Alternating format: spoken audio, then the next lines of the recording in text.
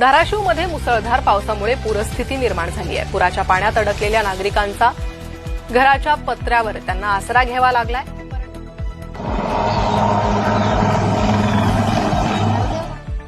राहुल, मला रात्रीपासून फोन येत आहेत। जसं जसं कळतंय तसं तसं राजेश देशमुख वगैरे मी माझ्या सगळ्या लोकांना सूचना दिल्या। तिथले दोन्ही कलेक्टर बीड धाराशिव तिथं हेलिकॉप्टर पाठवलंय आणि सकाळी हेलिकॉप्टर उडत नव्हतं कारण जिथं हेलिकॉप्टर होतं तिथंही हवा खराब होती, पण ते म्हणले जरा थोडीशी हवा बरी झाली की आम्ही लगेच टेक ऑफ करतोय।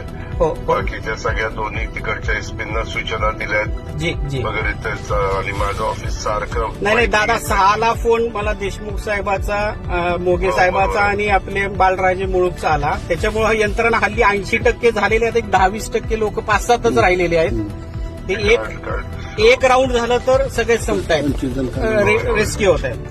धन्यवाद दादा, धन्यवाद दादा। सकाळी फोन केल्यामुळे मार्गी लागले आपण। थँक्यू दादा।